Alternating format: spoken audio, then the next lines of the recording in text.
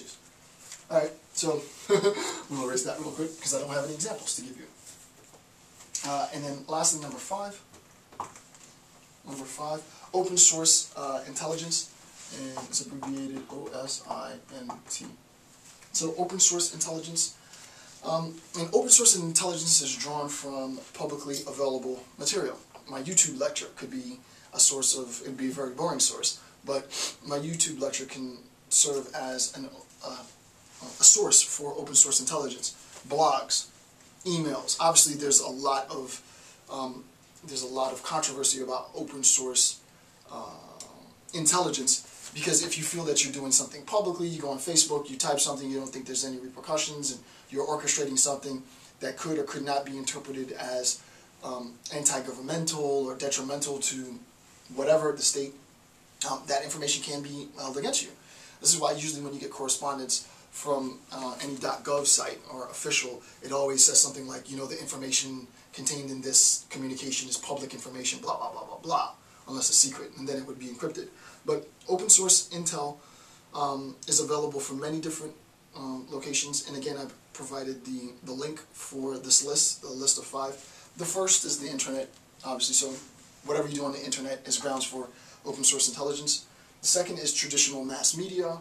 Examples: television, radio, newspaper, magazines. All of these are sources for open source intelligence. Next is specialized journals, conference proceedings, and think tanks. So the journal that I've published would be a specialized journal. Very, very academic, esoteric journals.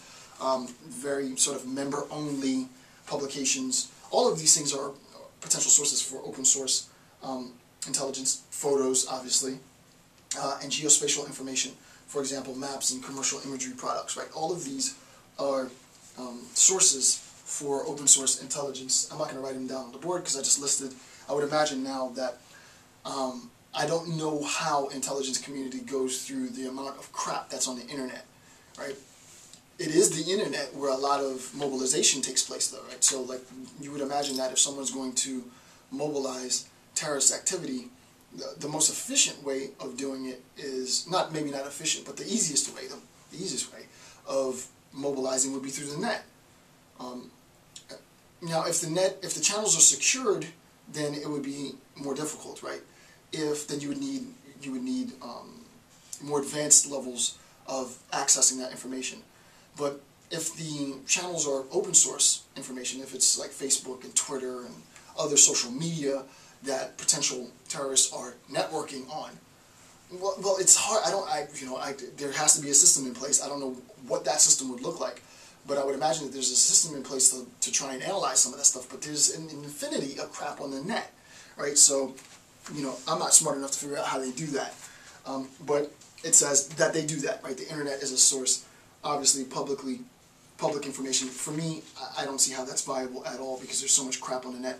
But I'm sure they're well trained, and there's ways of accessing and making sense of what information is viable and not. Again, as a quick aside, you can see how open source information in and of itself to a decision maker probably wouldn't be worth a can of beans. However, if you have good human intel, right? If you have good human intel and somebody says, hey, go to this website, www.whatever.com, and that's where they're meeting and they're discussing stuff, and here's a passcode or whatever, and you go there and you find this information, then it can be useful, right? So that human intel in association with open source intel, something in there, I think the last bullet point was geospatial information. In addition, with geospatial intel, all of these things working in conjunction can produce very, very strong intelligence information, and that's what you want. You want your intelligence information to be fortified and buttressed, supported by other forms, other disciplines of intel. The more forms of intelligence that you have verifying whatever the state might be, the state of affairs, that is, whatever the state of affairs might be, the more likely, the more sure you are that that state of affairs is that state of affairs, right? It is that. Now let's move effectively because we've justified our intelligence, in many, many different ways, right? So you do want to go about, cross-referencing your intelligence. So those were the 5. With respect to the last, open source, there are 2 reasons for undervaluing, right? There is, within intelligence discourse, as I was reading and going through this stuff, and as I said, it took me a number of weeks to prepare this lecture because it's just a lot of information. And the information has to, in some sense, be presented relatively quickly. I can't spend 15 hours on this video series, but also it has to be presented in a manner that is easily understood. Right? It should be easy to understood. I'm not an intelligence guy. Right? I'm not a government guy. I'm learning just like anybody else would learn this information through sorting through the information, cross-referencing stats, and so on. What I ended up recognizing is that within the intelligence community, open source intel was undervalued. If you were to think what is the best form of intel and what is the worst form, now I'm generalizing, right? What is the best form of intel, the most effective source of intel, what is the least effective source of intel, time and time again it seemed like open source intelligence wasn't as valuable as some other forms of intel. And I was actually able to verify this in the literature. So there are 2 reasons for the undervaluing of open source intel, which is not to say that open source intelligence is not valuable. That's not the point. What I'm saying is that, and I'm going to give you 2 reasons, and I'll leave it at that, unless you make your own conclusions, to arrive at your own conclusions. But the first was that, number 1, the intelligence community principal mission, right, the mission of the intelligence community, is to discover and steal secrets. And I showed you interceptions, means of intercepting secrets, right, communication. So the intelligence community's principal mission is to discover and steal secrets. Relying on open source runs counter to that mission, right? That's pretty obvious, right? The idea behind intel and intelligence community as such is that there's information out there, but that information is encrypted. It's encased within an encryption, right? It might be language encryption. It might be digital encryption. It could be all types of methods of encrypting information, right? There's many different ways to encrypt information, and there are many different ways to decode that encryption. And there's a whole section of intelligence science or information sciences that deals specifically with decryption, right, and decoding, right?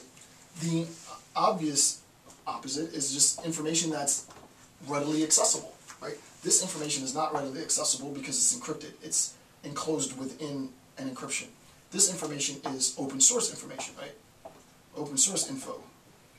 Anybody can get it. And the point is, quote, the intelligence community's principal mission is to discover, first locate it, and then steal, be able to funnel out, right?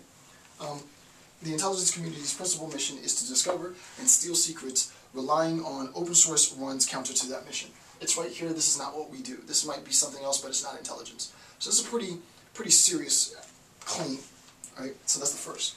Second, it is suggested that the intelligence community views clandestine collected information as being more valuable because it is more difficult to collect, to access, right? If I can easily access this, if really anybody, all you really need to know is sort of the direct link to the info or the direct link to the website address, which isn't, it's public, but it's not easily accessible. Like somebody has to give you the information. Well, that information is still public, right? All I need is to know where the URL is, and I can gain access to the information. With encrypted information, if we're talking about sort of cyber technology, cyber terrorism, I'm not trying to get into this. If we're talking about encrypted information on the internet, as an example, then we recognize that if this is behind very elaborate security measures, right? If it's like a HTTPS site, and then in there it's password protected under more files, then it's going to be far more difficult to get this information. The point is, if that information is so hard to access, it must be really important information to have, right? Because somebody went through so many different mechanisms to construct and elaborately hide disinformation. So that information just inherently has to be more valuable because so much time was